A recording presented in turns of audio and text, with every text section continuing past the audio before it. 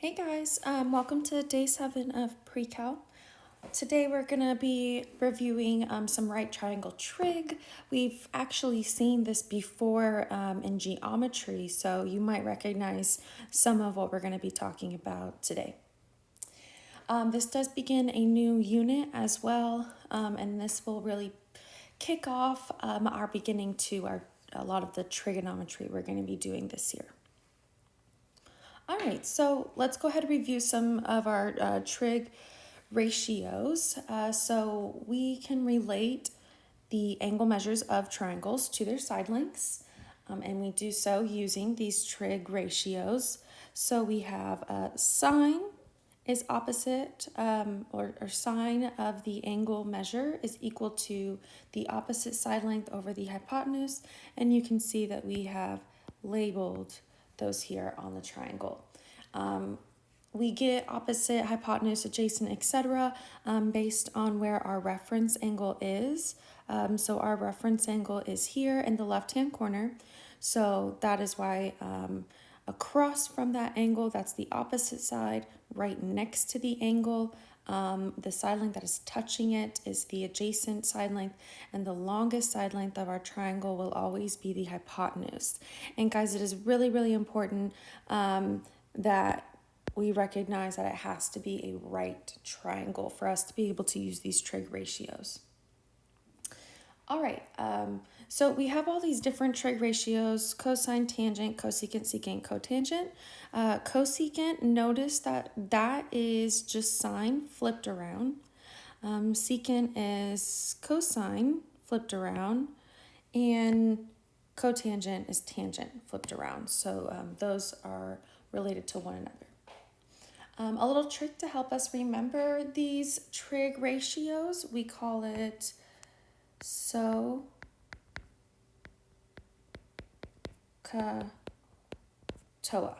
Okay, and so that just helps us remember these trig ratios. So it stands for sine of the angle is opposite over hypotenuse, cosine of the angle is adjacent over hypotenuse, and tangent of the angle is opposite over adjacent.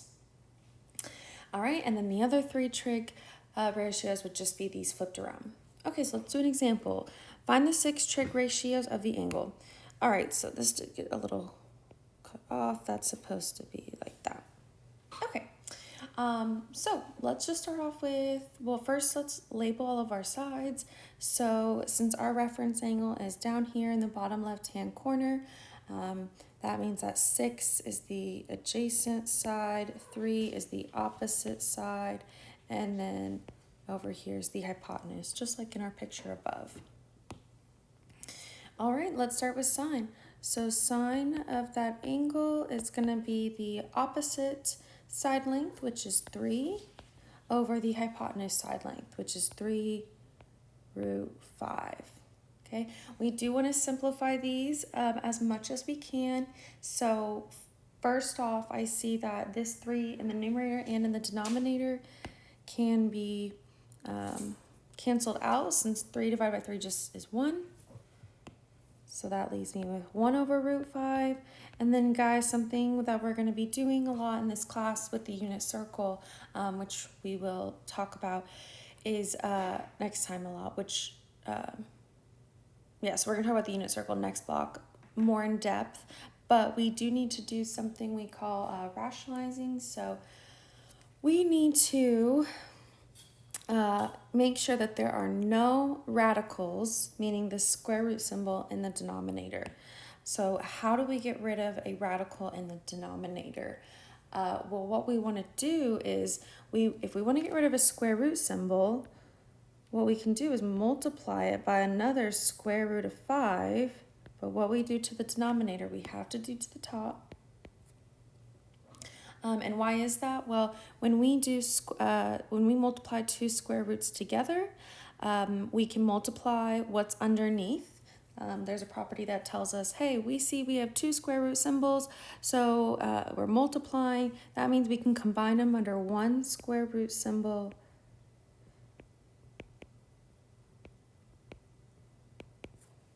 Okay, so notice how I combine 5 times 5 underneath the square root. Well, 5 times 5 is 25.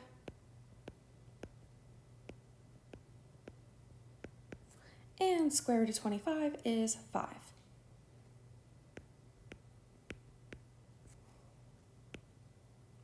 So essentially, if we multiply by the same number with the square root, so the same thing in the denominator, we could have, without doing these last two steps, automatically known square root of 5 times square root of 5 would be just 5 by itself.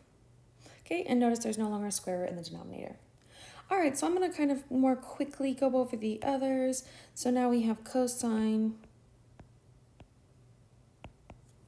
of the angle. That's going to be the adjacent side over the hypotenuse. Okay, once again, 6 over 3 can be simplified to 2 over 1. So now there's a 2 on top. And we want to get rid of that square root symbol in the denominator. So just like I did before, oops, need to delete that. So just like I did before, I'm going to go ahead and multiply the top and bottom by square root of 5. And that'll get rid of my radical in the denominator. So on the top, 2 times square root of 5, that can't really be simplified at all. And then the denominator, it'll just be 5. Alrighty. Now let's do tangent.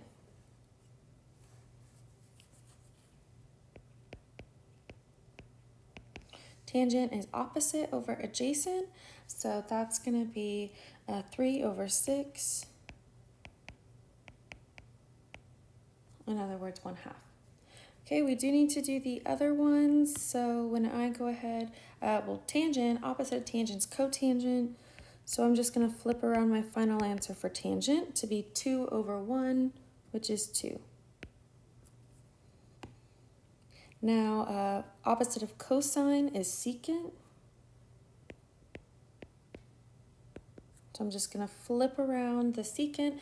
Now, I'm not going to flip it around for my final answer because then I'll be left with a radical in the denominator. Instead, before I got rid of that radical, I had 2 over square root of 5 right here at that step. So I'm just going to take that, flip that around, because that leaves me without a radical square root symbol in the denominator. And so then the same thing with sine. So cosecant's opposite of that. I'll just do that one. Oopsies. I'll just do that one right. Oh gosh. Right here. So I'm looking at sine. Before I got rid of the radical in the denominator, it was 1 over square root of 5, this guy right here. So if I just flip that around, that's going to be square root of 5 over 1, which is simply square root of 5. All right, so we have now found all 6 trig ratios. All right, let's look at the next example. It said if sine of an angle, which we're going to call, this symbol means alpha, sketch a right triangle with acute angle named alpha, and find the other 5 trig ratios. Okay, so first off, we do know that we have to have alpha be an acute angle. So if I go ahead and draw a picture, remember the fact that it says right triangle is extremely important. We needed that piece of information to even be able to do this in the first place. So I'll make that my right angle, just like the 2 pictures above, and I'll make this angle be my acute angle alpha, again like the pictures above. So that is my reference angle. And so the other piece of information it gives us is that sine of this angle is 1 over 3. Well, sine, we know, is opposite over hypotenuse.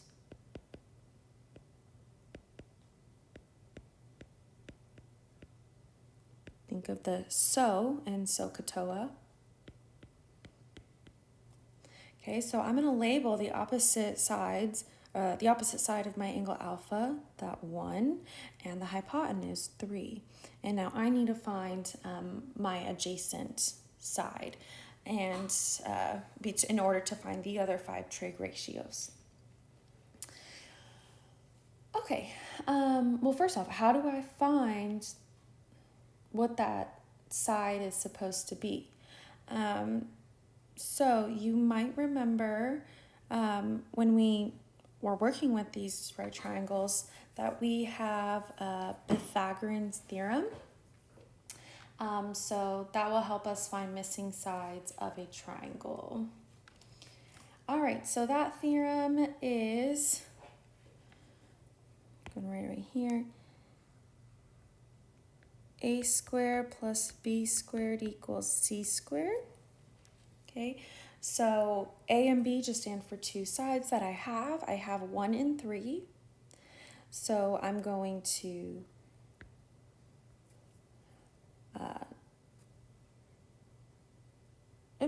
I need to specify C, guys, has to be the hypotenuse. Okay, so A and B are the 2 side lengths that are not the hypotenuse. Okay, so this, we can name this A, this could be B, this could be C. Okay, so notice C is my hypotenuse.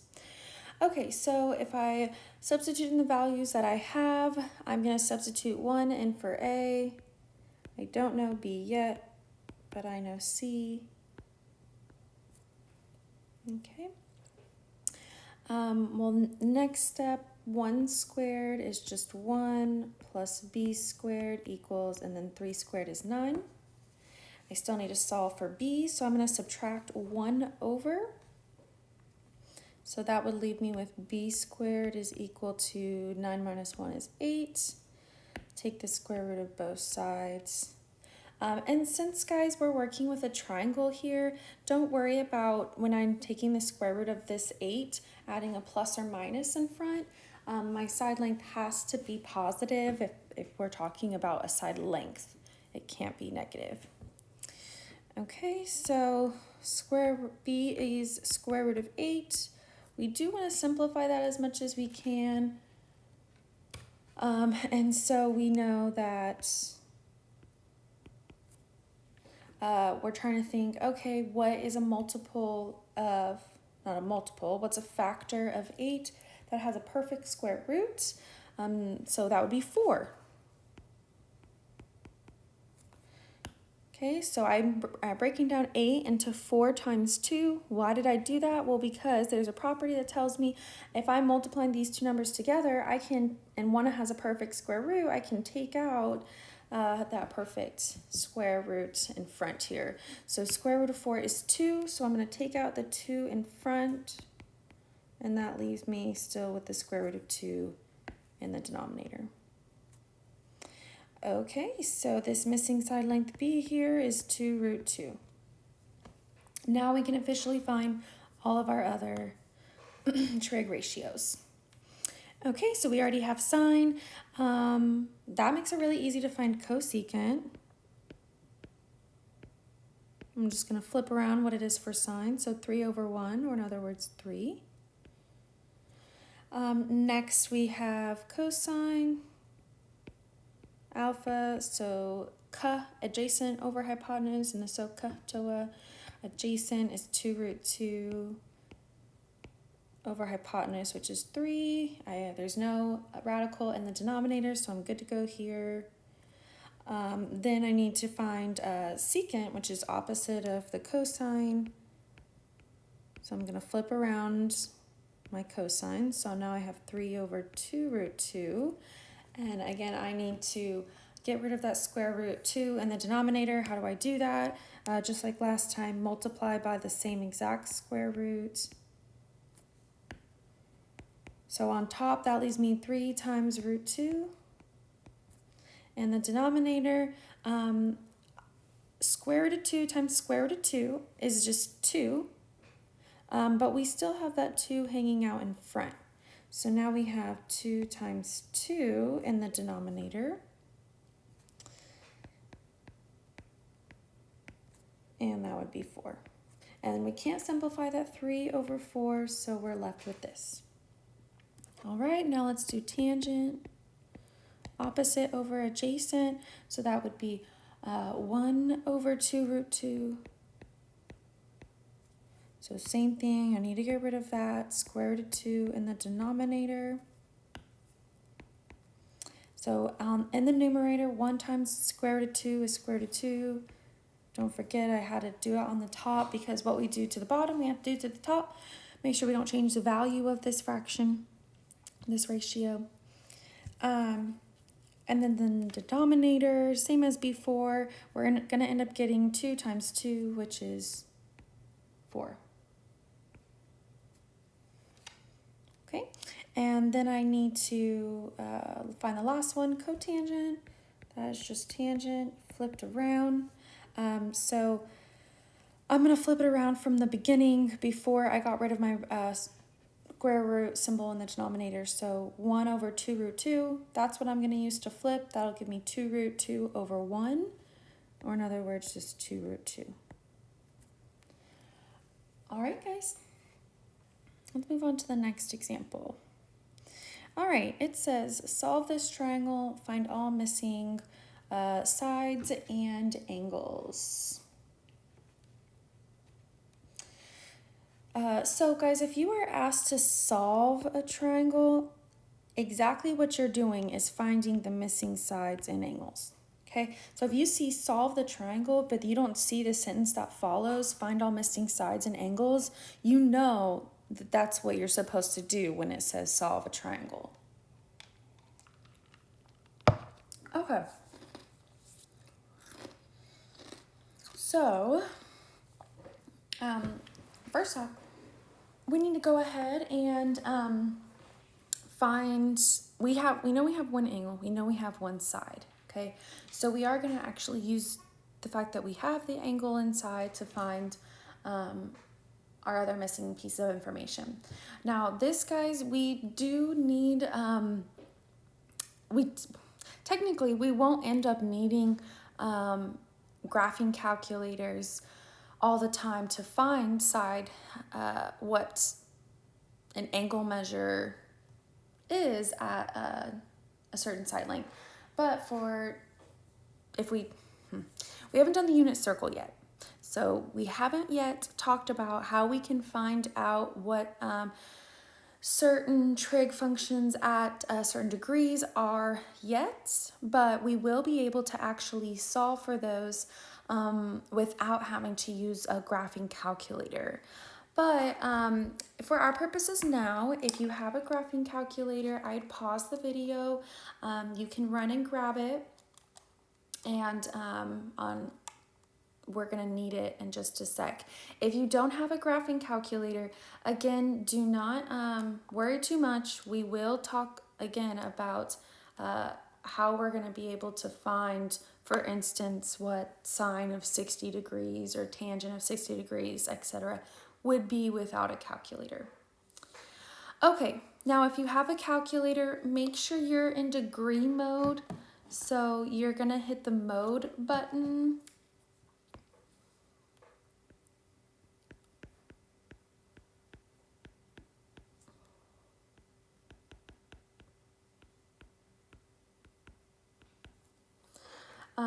So you're going to hit the mode button, scroll down a couple and hit degree.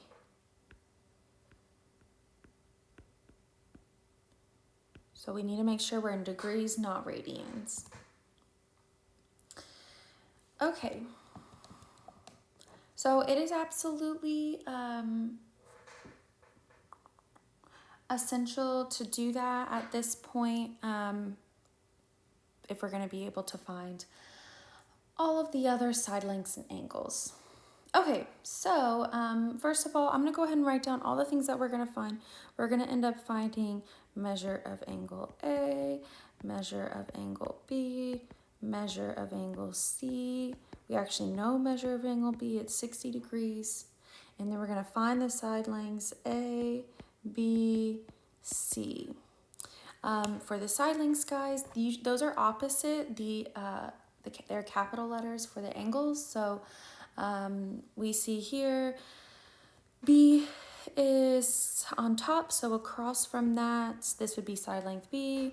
Across from angle A, this would be that side length. And then across from the right angle, that's going to be angle C. Now we do have one other piece of information, guys. We know that that is 90 degrees. Okay, so without doing yet any math, I know that, so I'm going to go ahead and write that in. Now, if you recall, all of the angles in a triangle add up to 180. So I'm going to add up my 90 and my 60 and subtract from 180.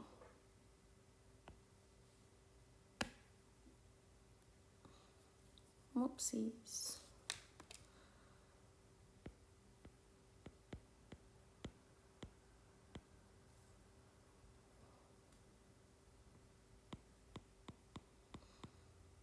So if I add up all these angles together, it'll equal 180. So now when I do 180 minus 90 minus 60, I'm gonna get 30. So angle A is equal to 30 degrees.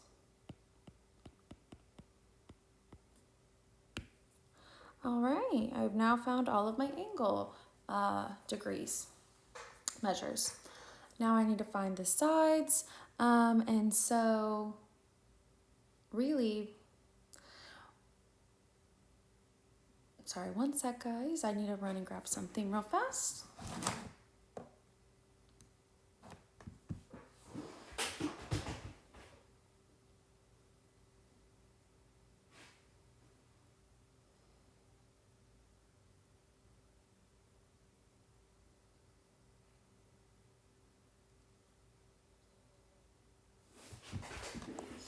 Okay, sorry about that. Okay, thought I had my graphing calculator over here, and I do not. All right, so let's go ahead and find the other side lengths. We know, let's go ahead and find, we could find either one. First off, we do know the side length C is 6. I forgot to write that down. Okay, so I'm gonna go ahead and find A first. Why not? So if I'm trying to find side length A, okay, then I want to think, okay, first off, what's going to be my reference angle, okay? I could either use angle A for the 30 degrees that we found, or I could use angle B. I cannot use the 90 degrees, okay? So when we are doing right triangle trig, you might want to write this down. Can't use the 90-degree angle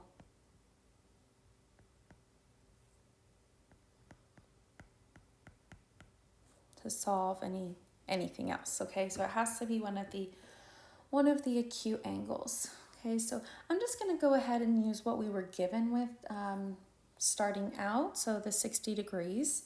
So first off, if I'm looking for angle A, and I'm going to use the reference angle 60 degrees, okay, well, angle A is adjacent, okay, that angle B of 60 degrees.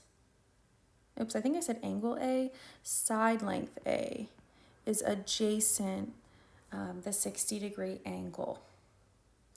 And then if I want to use, if I don't know what B is yet, right? So I have to use the fact that the hypotenuse is 6, okay? So the hypotenuse is 6. I'm finding A, which is adjacent to angle B, my reference angle. So I'm going to use cosine. Cosine is adjacent over hypotenuse, and that's what I have. A is adjacent of 60 degrees. And then we're also using the hypotenuse, which is 6, because that's the only other piece of info we have. Okay, so cosine, I'm using the 60-degree angle is equal to the adjacent side length, I keep doing that, over the hypotenuse. All right, and so now when I want to solve for A, first off, I need to find what cosine of 60 degrees is. So specifically, guys, that is 1/2. Again, we will go over how we're gonna be able to know that without even using a calculator at all. But if you do have a graphing calculator and you're in degree mode, again, degree mode, press cosine 60 and you'll see it's 0.5. Okay, so calculator can give it to us as well. Okay, so cosine of 60 degrees is 0.5, or in other words, 1/2. And so when I go to solve for A, multiply by 6 on both sides, and 6 times 1/2 is 3. All right, so I just found another side length, and now I'm going to find side length B. Okay, so if I'm going to solve for side length B, and again use my 60 degrees, so angle B is my reference angle, well, that means that angle B is opposite of side length B. So I want to use the opposite side, and I'm also going to use, once again, what we were just given in the beginning, so the 6, which is the hypotenuse. So if I have the opposite side length and the hypotenuse, so is what I'm going to use in SOHCAHTOA. So sine of my angle 60 degrees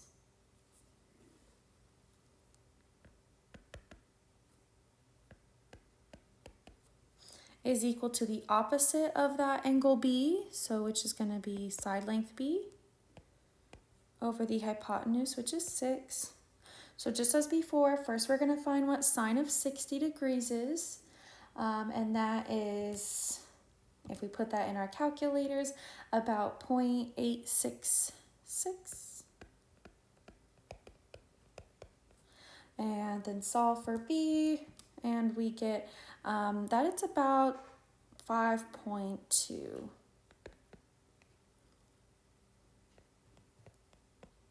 If you ever see me do these squiggly equal signs, that means approximately, since we rounded that decimal.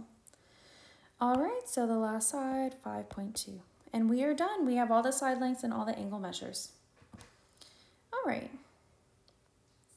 So now let's learn a couple of vocabulary words that we're gonna be using throughout this year. So angle of elevation, okay, that's the angle between the horizontal line of sight to an object above the horizontal.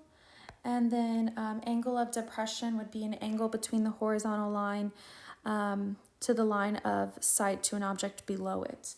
So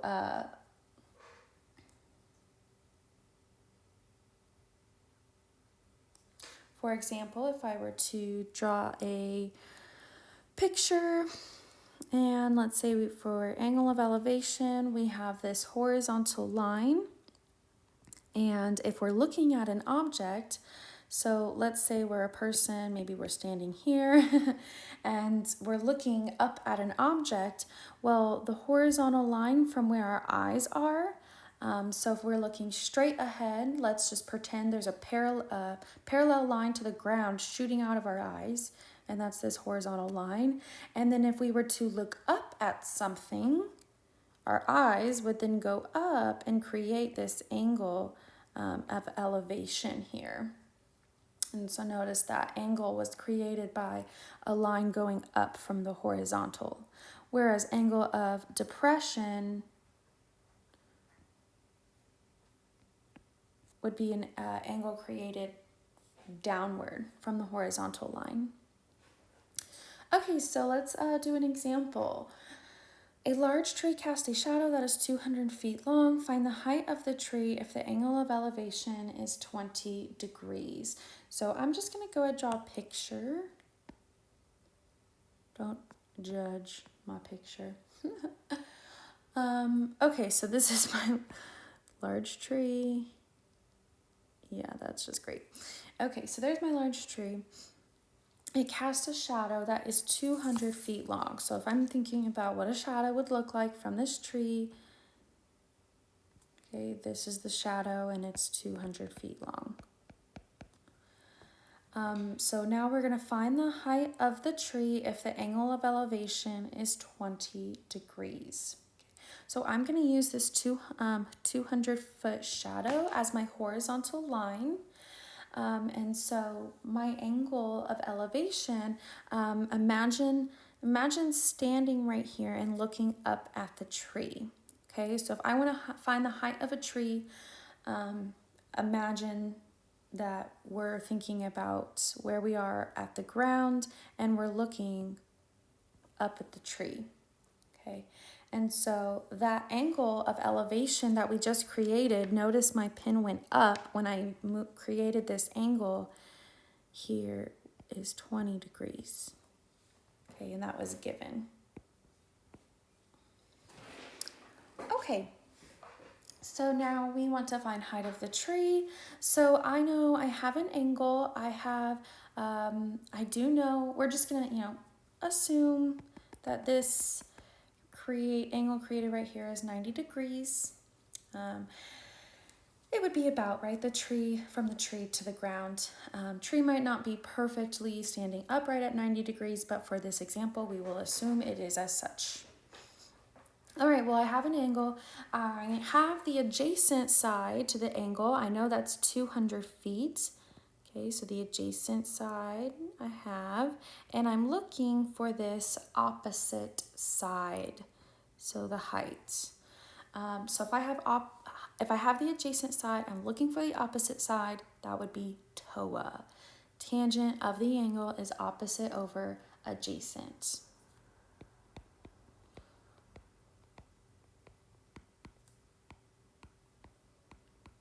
Okay. So this is, again, a handy place to have our calculator. So tangent of 20 degrees is going to be 0.36397, etc. So I'll go ahead and round that to be about 0.364. And now multiply by 200, and I get that my height is, and I rounded on the paper, but I didn't actually round in my calculator, so just FYI. Okay, so so this decimal multiplied by 200 is about 72.79.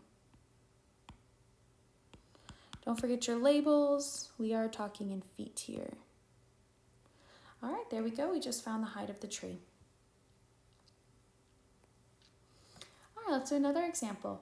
So a woman is standing on a hill. I'm just going to go ahead and draw that. We have a hill. We have a woman. Yay. Okay. And she sees a flagpole that she knows is 60 feet tall. Okay. Well, that flagpole is obviously touching the ground.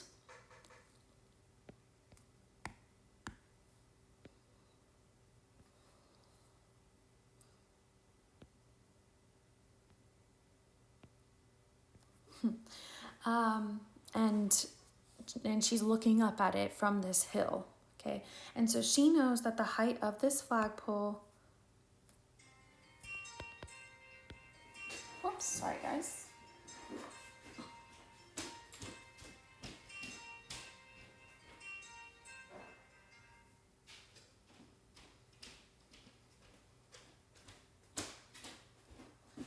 All right, my apologies.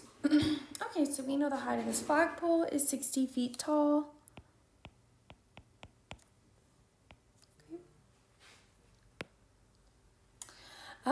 And then it says the angle of depression to the bottom of the pole is 14 degrees, okay?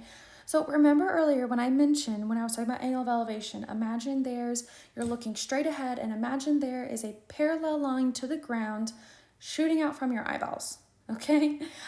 So that parallel line I'm going to represent with this dashed line, okay? It's parallel to the ground.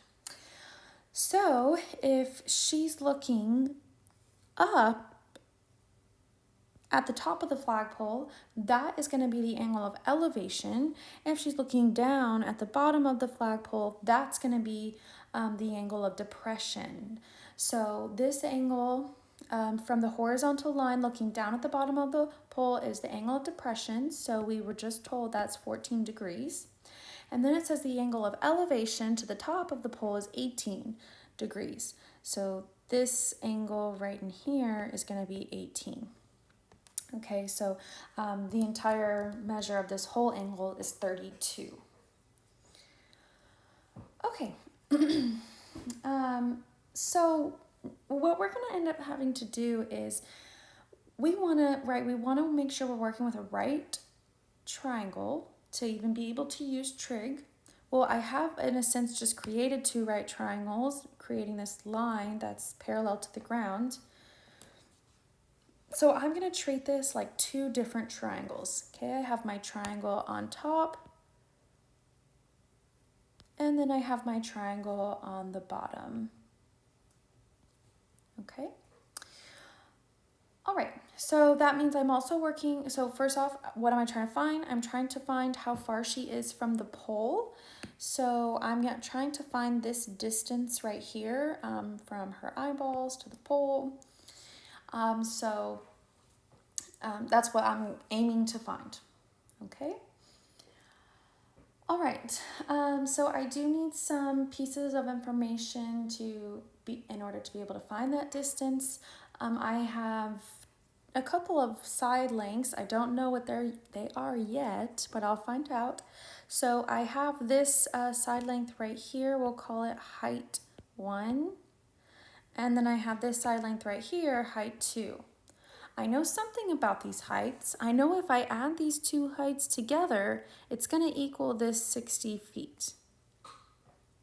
Okay. So I'm going to go ahead and write that down.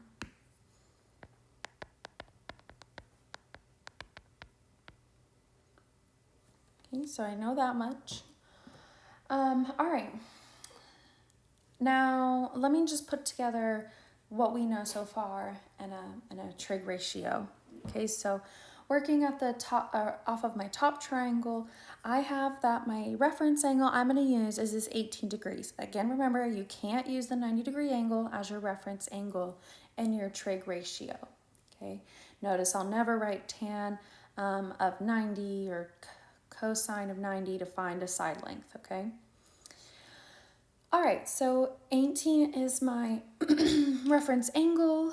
I know I have the height, which is opposite of that angle, and I also have what's going to be my final answer, the distance to the pole, which is D, and that's adjacent my 18-degree angle. Okay, so height 1's opposite, the distance D is adjacent, so opposite and adjacent, we want TOA tangent. All right, so I have tangent of 18 degrees equals opposite over adjacent, opposite of 18 degrees, is the height 1, adjacent is that distance D. All right, and very similarly, if I'm looking at my bottom triangle and using 14 degrees as my reference angle, I have opposite of the angle, which is height 2. I also, again, they share that same side, that distance D to the pole. So tangent of 14 degrees is opposite, which is the height 2, over the adjacent side length, which again is that D, the distance. Okay, so what I want to do, guys, I'm going to try to manipulate these two trig ratios to somehow let me be able to figure out what our side length D is. Okay, so I'm gonna kind of just move these around.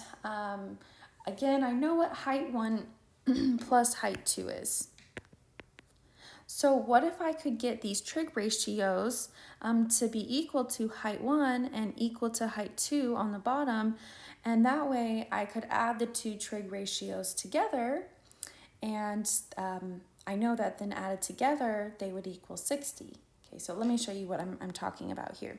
So first off, if I multiply by D on both sides to solve for H1, okay, I'm going to get that D, why did I keep doing that? D times tangent 18 equals height 1. And then if I do the same thing on the bottom, solve for height 2 by moving D to the other side, I'm going to get D times tangent of 14 equals height 2. Okay, well, I know that if I add these two together, height 1, so I'm going to add them together. So if I add D tangent of 18 plus D tangent of 14 degrees, that's going to equal this height 1 plus height 2. Okay. All right. Well, the whole thing that I'm trying to find right is the side length. The D is D. So what I want to do is try to isolate that variable D. Okay. So how do I do that? First off, I have D in both terms here. It's being multiplied to tangent in both terms. So I could actually take out D in front as a common factor. So if I take away D, that's just going to leave me with tangent 18 plus tangent 14, kind of like reverse distributing. Notice if I were to distribute this D back out, I would just end up where I started with. And then we know H1 plus H2, we know what that is. We know that that's 60. All right, so we're getting somewhere.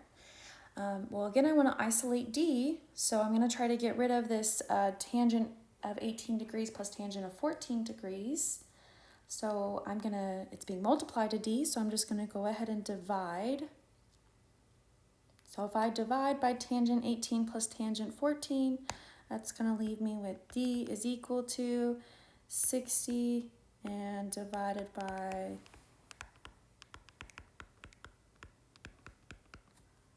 tangent 18 plus tangent 14. All right, so now you have everything you need to know. You can put this in your graphing calculator. And I should have said this earlier, guys, but there's lots of resources for graphing calculators, apps for them. Really, you just need the trig functions for this unit. So you can also download an app, or if you maybe like to check one out or something, you could let us know and we can see what we could do. Okay, so if I do 60 divided by, and then in the denominator, make sure to put parentheses around your tangent 18 plus tangent 14. We're going to get, oopsies.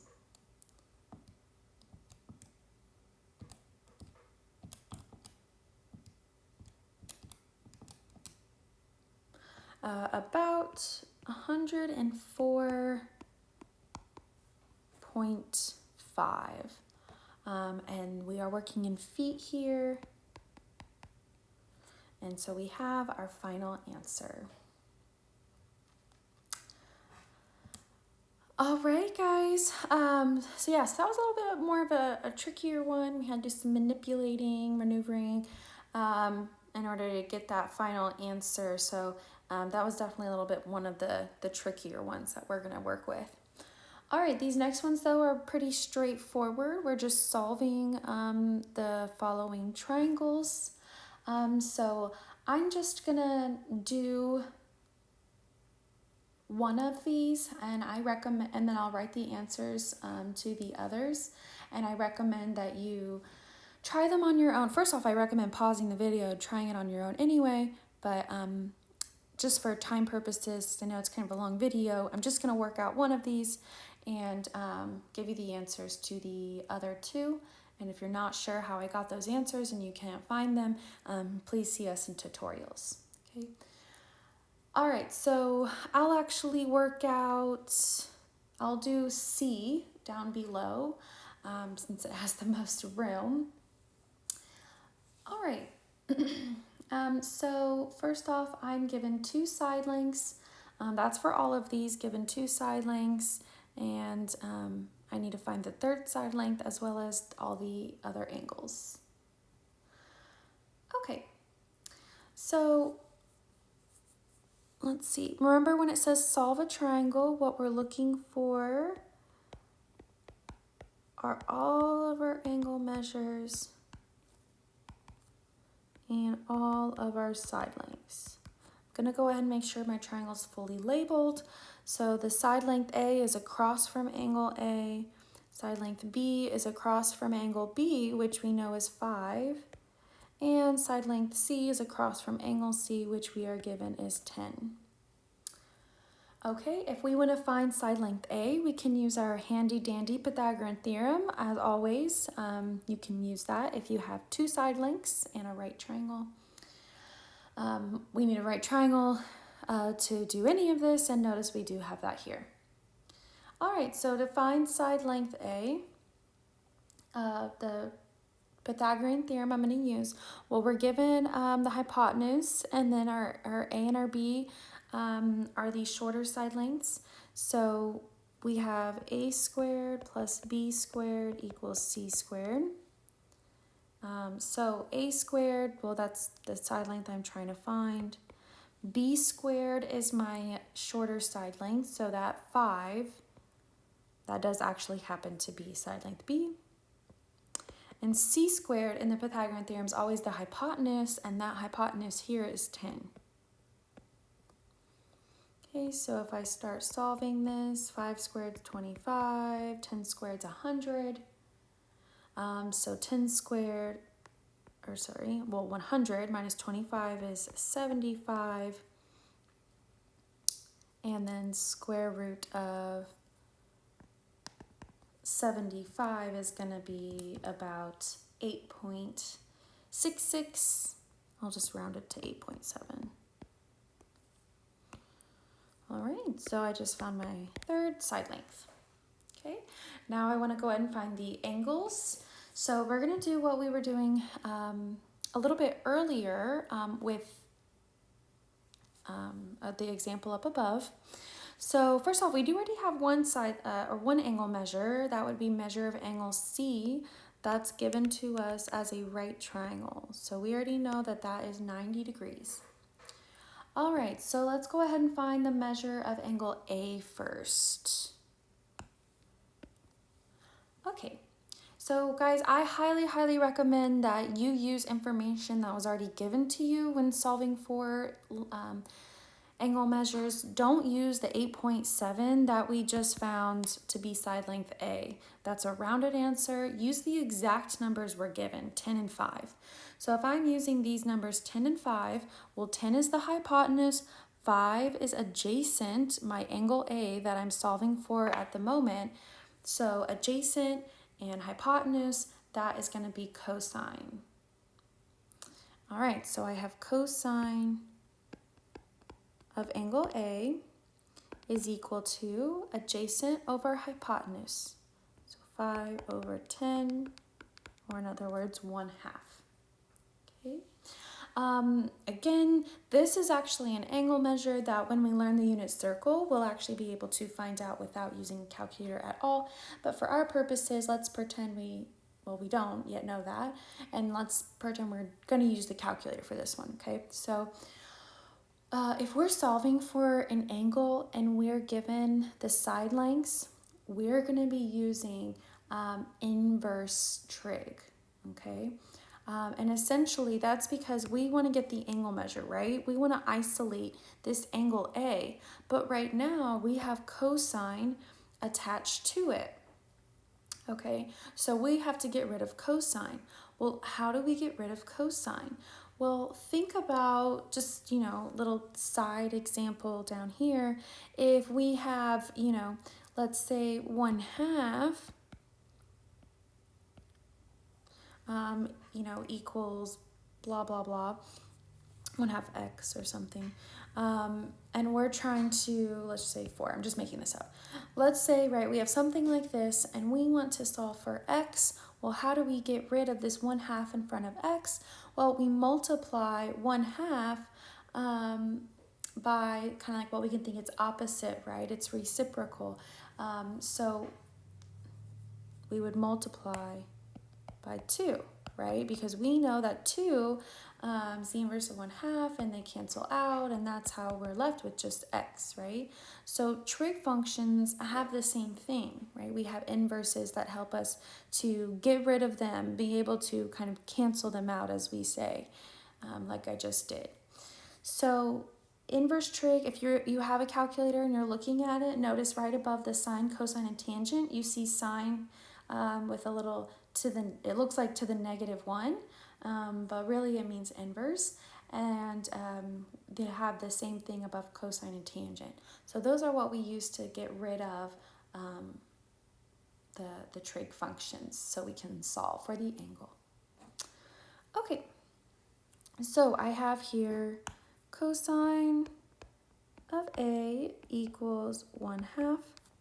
I want to get rid of cosine, so I'm going to multiply by the inverse of cosine.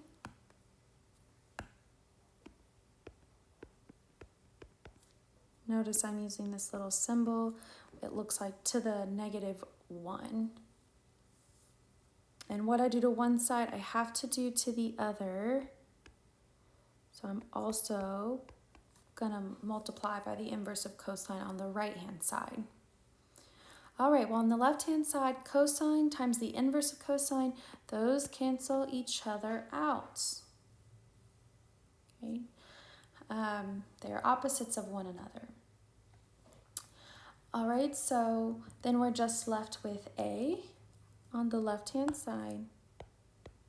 And on the right-hand side, we have the inverse of cosine times 1/2. All right, so now this is where we're going to take our calculator. You want to hit the second button and then cosine.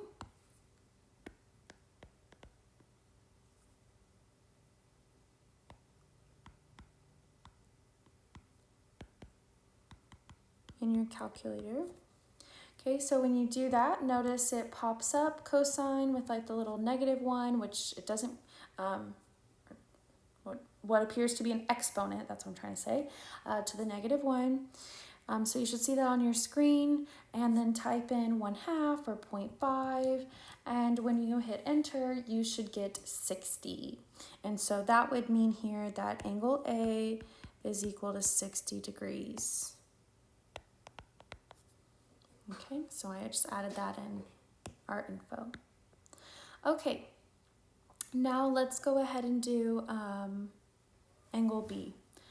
So in similar fashion, I want to use the pieces of information I'm already given. First off, I know that angle C, or angle A is 60, angle C is 90. Yes, we could add these two angles up.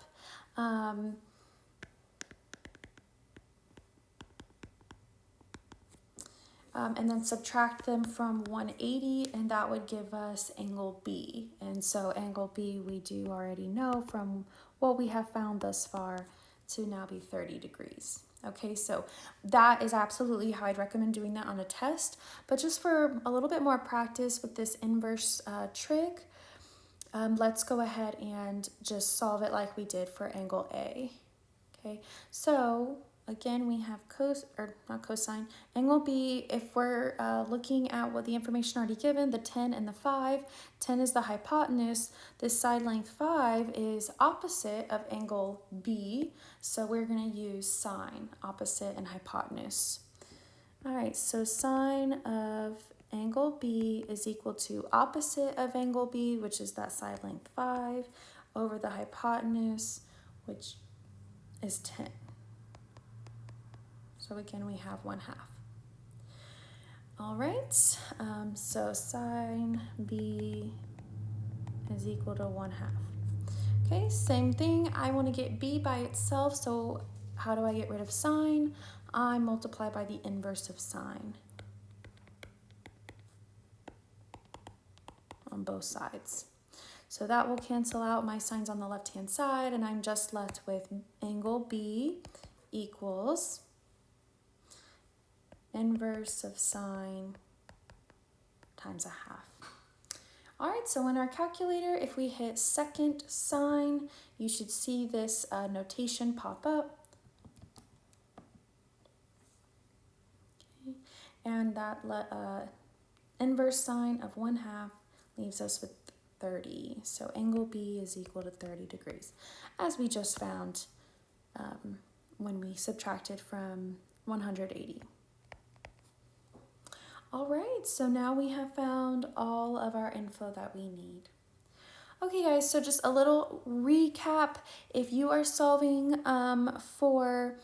if you're given an angle measure and you're given some side length measures, you can do a lot like we did in this example right here, right, where we use those angle measures and side lengths to solve for a missing side. That doesn't involve any inverse trig.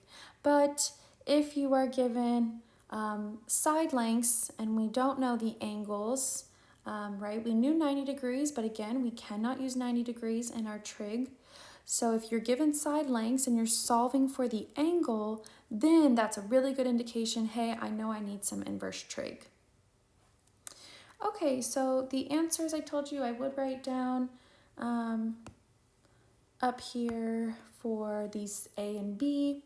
So measure, or actually I'll just write them on the triangle. So measure of angle A, that's going to be about 24.6 degrees. C is obviously 90. And then measure of angle B is going to be about 65.4 degrees. And then our missing side length here that we don't have is 10.9 about. Okay. All right, part B, measure of angle A is, so this angle right here, that's gonna be 58 degrees. Again, guys, I recommend actually do A and B. See if your answers match mine. If they don't and you don't know why, check over your work, but you can also see us in tutorials if you can't figure it out. All right, measure of angle B is 32 degrees. And then this missing side length is gonna be 9.4. All right. Okay guys, so that's going to conclude our right triangle trig lesson today. Again, please make sure to do any assignments if given after this video. All right guys, and make sure to come to class next time prepared with this having been watched and taken really good notes, okay? Because we do need to know this stuff for the rest of the year. This will be pretty much the standard basis of what we're working with for a long time. All right guys, well, y'all have a great day.